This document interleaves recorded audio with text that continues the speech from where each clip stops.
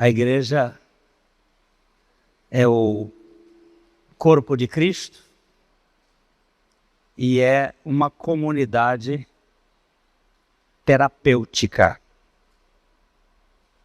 Mas há muitas igrejas que são comunidades adoecedoras e não curadoras. O propósito de Deus é, através da comunhão dos santos, comunicar a vida, a santidade, a sanidade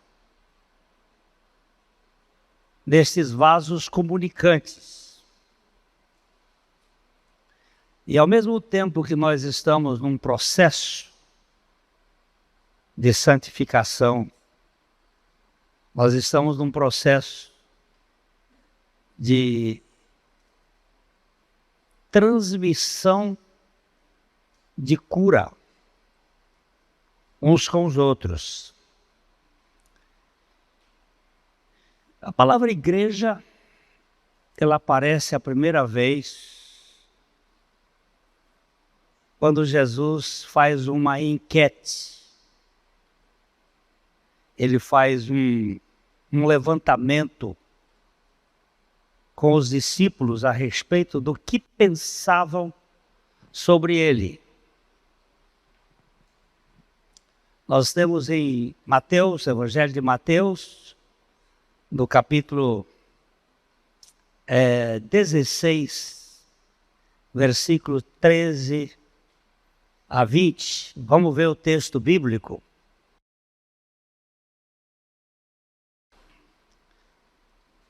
De Mateus 13 a 20.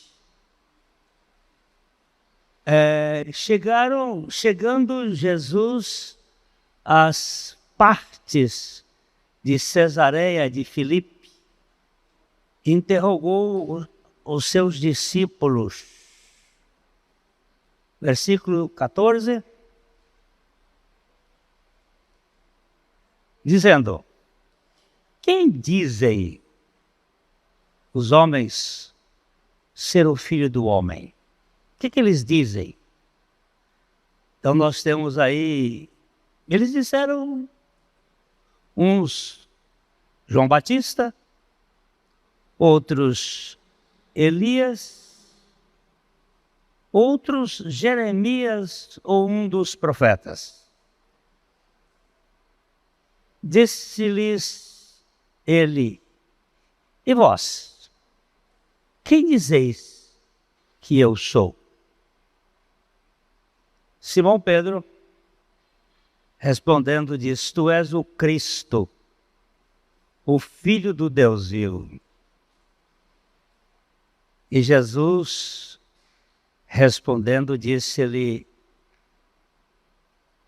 bem-aventurado és tu, Simão Barjonas, porque tu não revelou a carne e o sangue, mas meu Pai que está nos céus. Eu também te digo que tu és Pedro, e sobre esta pedra edificarei a minha igreja. E as portas do inferno não prevalecerão contra ela. E eu te darei as chaves do reino dos céus, e tudo o que ligardes na terra será ligado no céu. E tudo o que desligardes na terra será desligado nos céus. Então, mandou aos seus discípulos que a ninguém dissessem que ele era Jesus o Cristo. Então aqui nós temos o pano de fundo da revelação do que é a igreja. O Senhor Jesus estava nas colinas do do Rio Jordão, ali em cima, na região de Cesareia, onde havia o templo da deusa Pan, e onde havia todo tipo de sacrifícios e também de tentativa de cura para as enfermidades. Talvez aí venha a palavra pandemônio. E há demônio por tudo quanto é lugar, a deusa Pan. E Jesus conversa com os seus discípulos e disse: o que vocês capturaram aí a respeito do Filho do Homem? Então, levantaram algumas ideias. Parece com João Batista, que havia ressuscitado. João Batista tinha perdido a cabeça. O outro disse, tem semelhança com Elias. Parece com Jeremias, profeta. As opiniões sempre variam. E ele pergunta, mas vocês? E Pedro, então, ele dá uma resposta que Jesus considera que não foi Pedro que teve. Ele disse, você recebeu um cochicho de meu pai. Foi meu pai que soprou isso para você. Porque ele disse, tu és o Cristo, o Filho do Deus vivo. E aí o Senhor Jesus coloca esta posição, que esta pedra, ele iria edificar a sua igreja. Jesus, o Cristo. E esse é o modelo curador. O modelo salvador de todo aquele que olha para ele. Nós precisamos entender que igreja não é edifício. Isso aqui, muitas vezes, nós chamamos esta casa de igreja. Isso aqui não é igreja. Isso aqui é um local onde a igreja se reúne. Aí nós usamos uma figura de linguagem, uma metonímia, chamando de igreja o local onde a igreja frequentemente se reúne por um período. Mas é um erro, é um uso equivocado.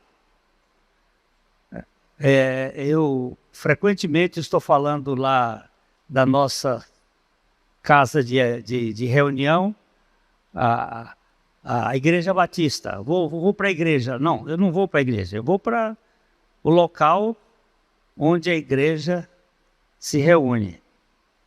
Outro equívoco que a gente usa é que a igreja não é um clube de bons amigos para final de semana. Não é um mero ajuntamento de bons amigos. Nós vamos lá porque é um bom local para a gente viver, criar filhos. É uma casa que a gente aprende muita coisa. Então, a gente usa essa ideia também que é equivocada. Aliás, o meu filho, ele me deu uma vez um nocaute. Ele formado e um dia nós estávamos em São Paulo jantando, ele e eu, e ele disse, pai, a pior coisa que você já fez na minha vida foi me levar para a igreja. Porque quando pequeno, eu levava os filhos para a igreja. Até uma certa idade eu levava. Depois que eles são grandes, eu espero que o Espírito Santo faça a obra na vida deles e que eles cheguem para a igreja pelo Espírito Santo, não por mim. Porque quando eu levo, eles vão forçados. Mas quando o Espírito Santo traz, eles vão voluntariamente. E eu olhei para ele assim e disse: meu filho, eu quero lhe pedir perdão. Eu acredito realmente, eu creio realmente que a igreja é o melhor lugar na face da terra, com todos os defeitos que ela tem. Mas ainda é o melhor lugar para a gente viver neste mundo, é na igreja de Jesus Cristo, que tem trigo e tem joio. Mas é o melhor lugar. Eu quero lhe pedir perdão. E quero lhe dizer uma coisa, meu filho.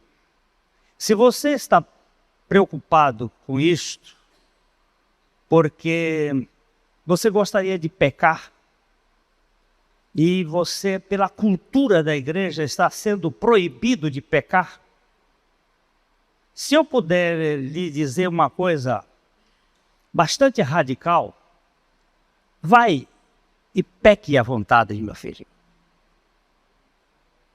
Porque o meu Deus é mais poderoso do que o seu pecado. Ele estava com a boca aberta quando eu terminei a frase e com o garfo cheio de massa. E ele ficou assim.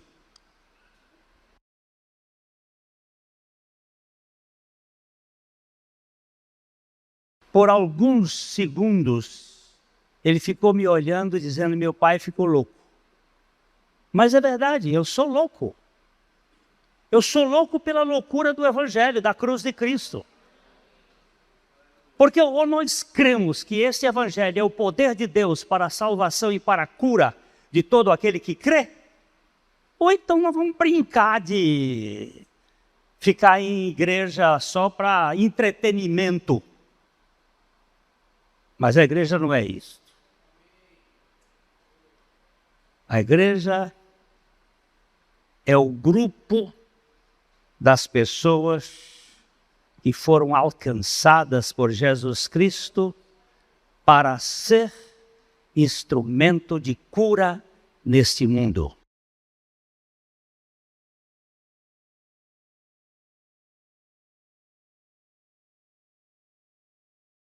Alguém disse muito bem: a igreja é o corpo de Cristo.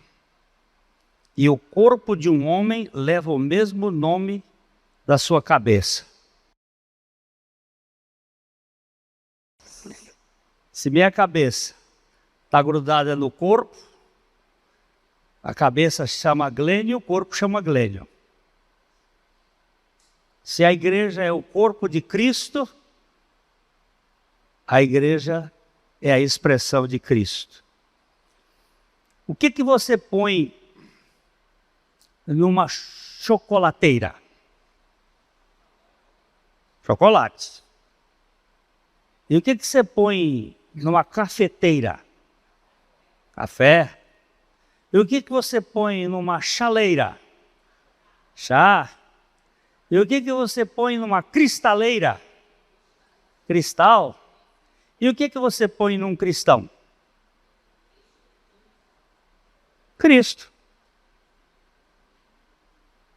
O cristão nada mais é do que a vida de Cristo. Quando Saulo de Tarso ia com aquelas cartas para perseguir os cristãos lá em Damasco, o Senhor o nocauteia, o derruba, e ele no chão, sem visão, ouve a voz, e ele diz assim: quem és tu, Senhor? E ele responde: eu sou Jesus, a quem tu persegues. Mas Saulo não estava perseguindo o Simão, o Felipe, o Tiago, os cristãos. E Jesus diz assim: eu sou Jesus a quem tu persegues. Toda vez que uma pessoa me persegue, ela não está me perseguindo. Ela está perseguindo Jesus que vive em mim. Ou você entende isso, ou você não entende nada de cristianismo. Porque cristianismo é não mais eu vivo, mas Cristo vive em mim. E para que eu não viva mais, eu preciso morrer. Não tem jeito. Para que Cristo viva em mim. Um dia, eu estou falando de terapia, Igreja Corpo de Cristo Terapêutico. Um dia, cheguei uma pessoa e disse: Glênio, tem uma menina que tentou suicídio. Ela está lá no hospital evangélico. Você poderia ir lá visitá-la? Eu digo: vou sim. Quando eu cheguei lá no quarto onde ela estava toda contida. Deitada na cama, com faixas enrolando nas pernas, nos braços, na barriga, e ela revoltada, se debatendo. Quando eu entrei no quarto, ela disse: quem é você? O que você está fazendo aqui? Eu queria era morrer. O que você veio fazer aqui? Eu digo: ô moça, como é que você está? Eu não quero saber de nada aí. Ela elogiou minha mãe, meu pai, disse uma porção de coisa, me mandou embora, mandou fazer tais coisas impronunciáveis aqui. Eu queria era morrer. E eu disse: a coisa que eu mais quero é que você morra. Que eu quero mesmo é que você morra de uma vez para sempre. Aí ela disse: como assim? Eu digo: você é tão ordinária que nem para se matar presta. Corta muito mal os seus braços para chamar atenção, porque você vive dentro de si mesma como se você fosse o centro do universo. E aí ela começou a prestar atenção.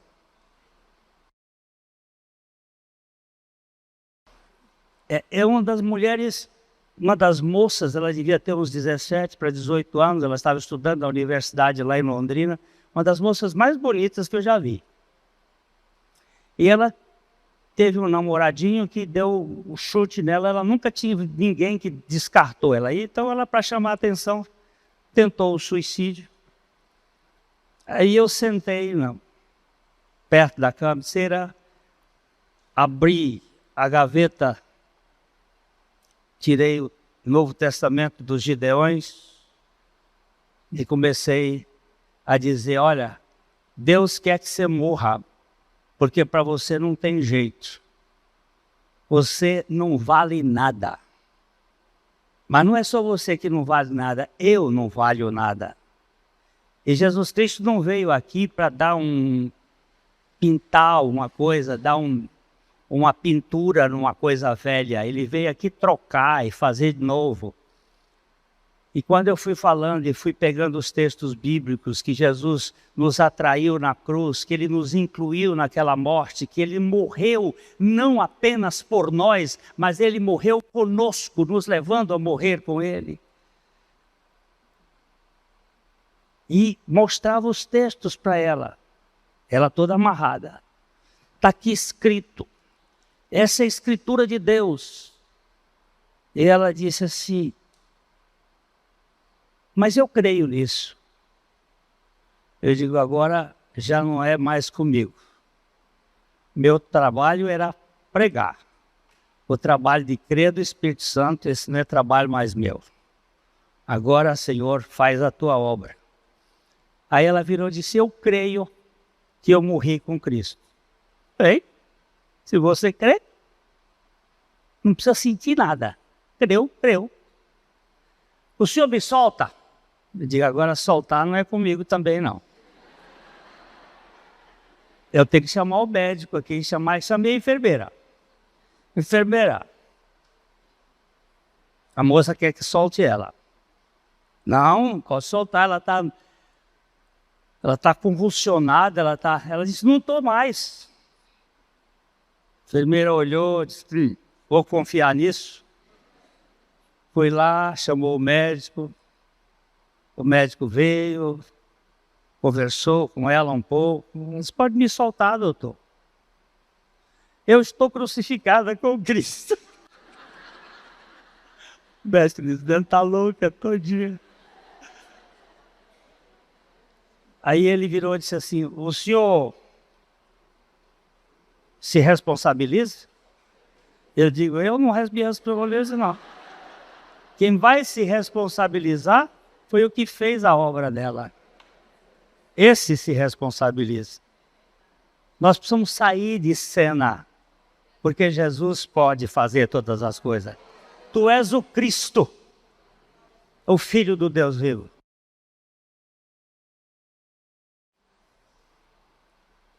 O médico foi lá e desamarrou ela sentou, nós começamos a conversar. Nisso chegaram os pais dela, que eram de outra cidade, tinham chegado ali, foram providenciar hotel para... Aí eles chegaram e ela está conversando comigo. Ele disse, minha filha, o que aconteceu que você está tão calma assim? E ela diz, eu estou crucificada com Cristo e não vivo mais, Cristo vive em mim. E o pai e a mãe me olharam assim, eu digo, não, aqui aconteceu um milagre. Aí fui pregar para eles. Agora eu precisava curar eles, porque o fator curador, a terapia, é Jesus. Isaías 45, 22. Vamos dar uma olhada nesse texto, Isaías 45, 22. Esse texto é um texto clássico, que ele diz assim, olhai para mim, e sede salvos, e sede libertos. Olhai para mim e sereis salvos, vós todos os termos da terra, porque eu sou Deus e não há outro. Olha só, essa palavra que está ali, e sereis salvos, pode ser salvo, pode ser são e pode ser santo. 3 S's, salvo, são e santo. Olhai para mim. Quando eu olho para Jesus, eu encontro o remédio para curar a minha alma, ou sarar a minha alma e curar o meu corpo. Porque as enfermidades são psíquicas e as doenças são físicas, gera dor. E a enfermidade, ela é adoecedora. Mas Jesus Cristo, pelas suas pisaduras, Ele nos sarou. E a igreja tem que ser este vaso comunicante da terapia, da cura do Senhor. Ele produz um estado de bem-estar, um estado de libertação. Eu costumo abraçar as pessoas. Meus abraços não são abraços de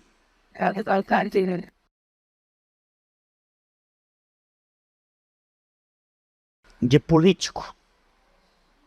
Aqueles abracinhos assim para pegar voto. Não, eu pego a pessoa e trago para perto, seguro, às vezes 20, 25 segundos. Não tem nada de ficar batendo nas costas. É simplesmente abraçar. E eu tenho tido algumas experiências muito notáveis. Porque eu fui abusado sexualmente quando eu tinha 7 anos de idade. Deus me deu a graça de trabalhar com os abusados. E ali pode ser uma hora de diagnóstico. Porque ele se manifesta na dor que traz na alma.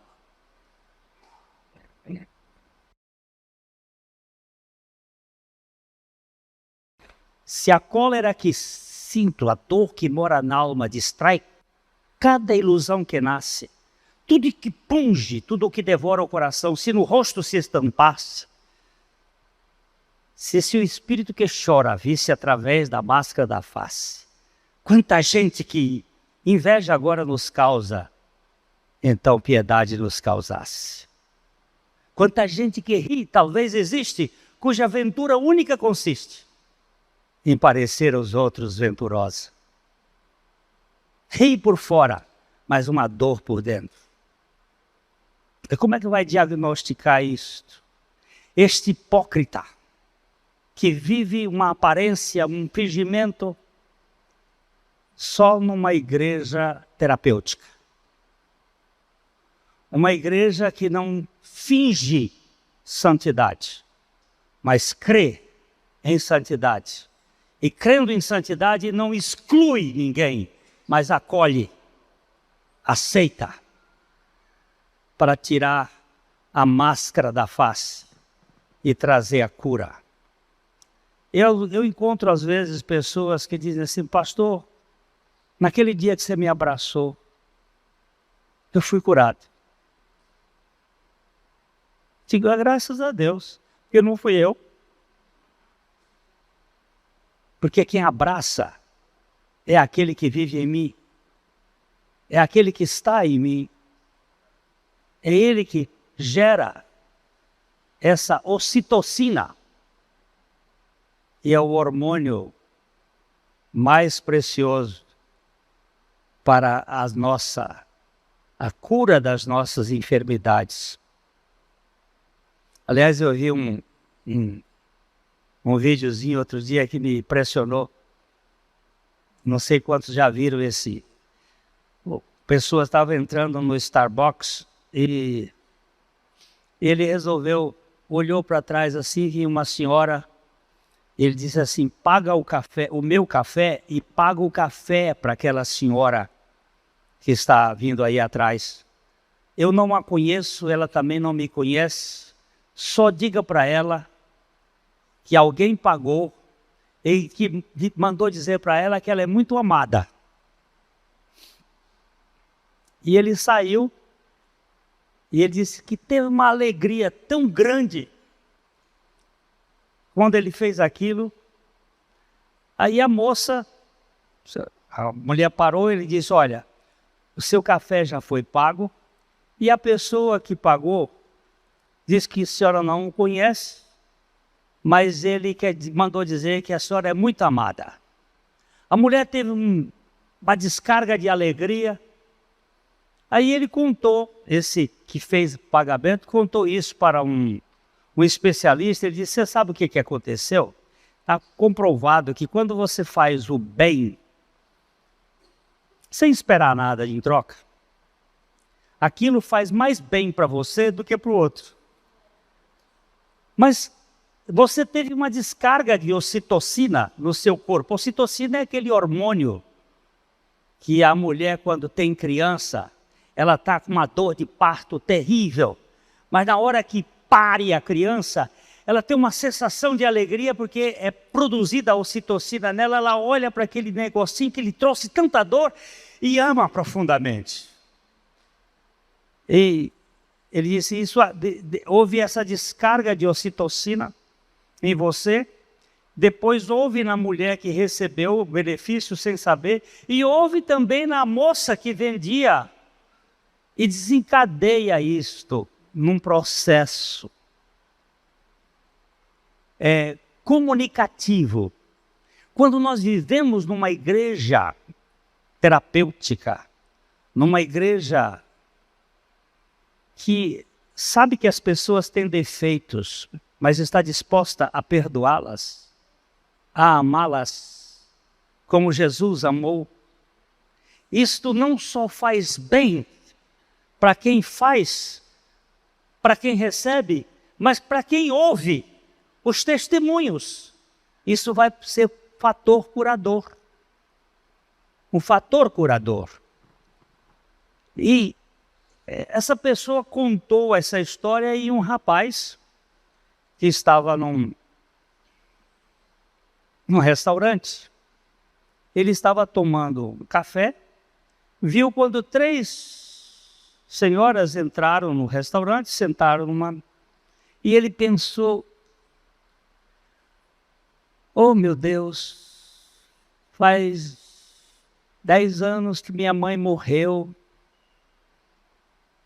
como eu gostaria de tomar um café com ela, mas eu estou impossibilitado. Mas aquela senhora que sentou ali parece tanto com minha mãe. Eu vou dar um jeito aqui. Aí chegou para as 3 estavam sentadas.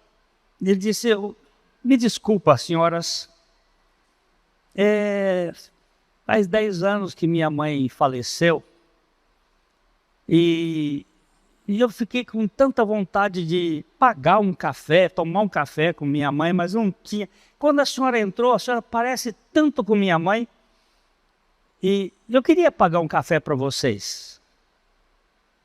Essa mulher se levantou e veio e disse: faz 2 semanas que eu perdi um filho da sua idade. E as 2 se abraçaram. E ali houve um processo curador,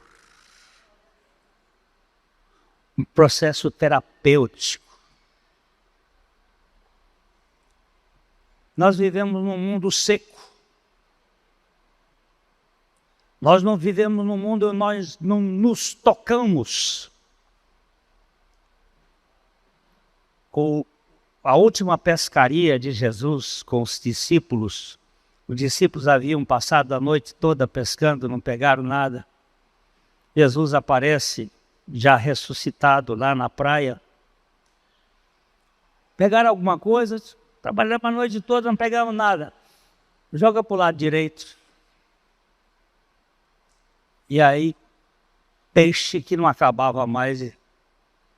Mas João teve a possibilidade de contar.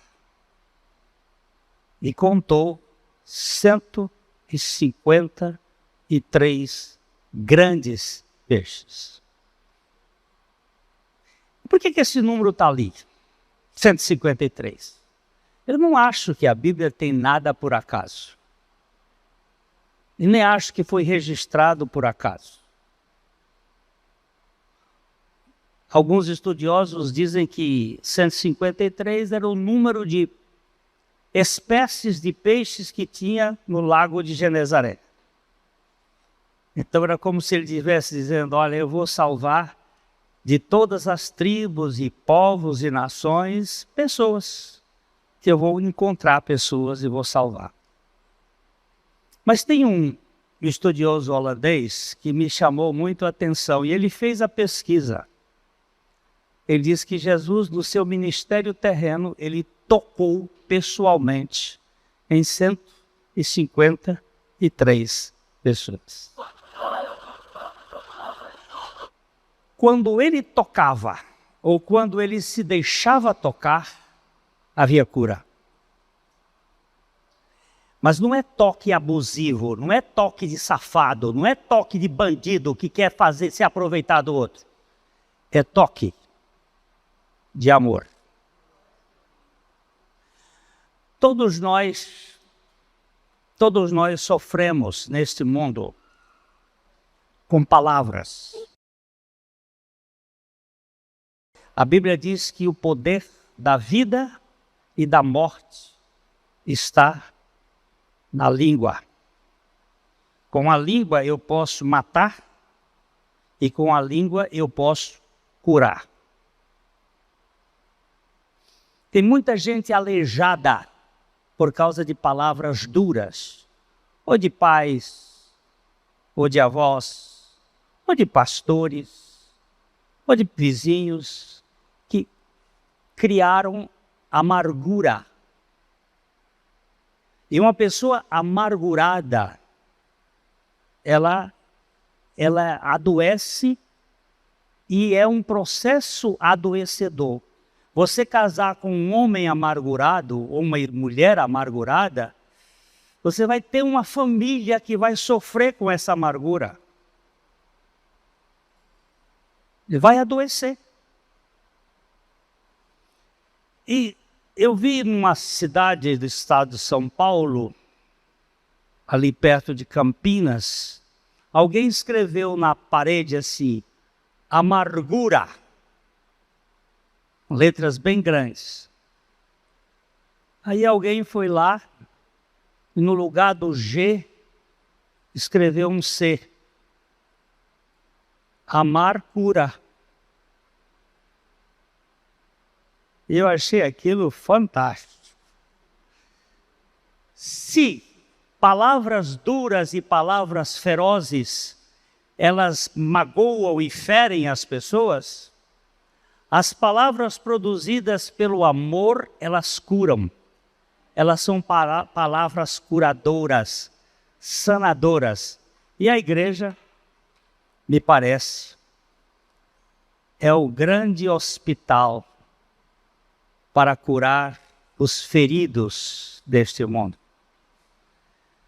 Deus me deu um tempo, uma série de mensagens, vocês podem procurar isso no site da Primeira Igreja Batista em Londrina, o médico ferido.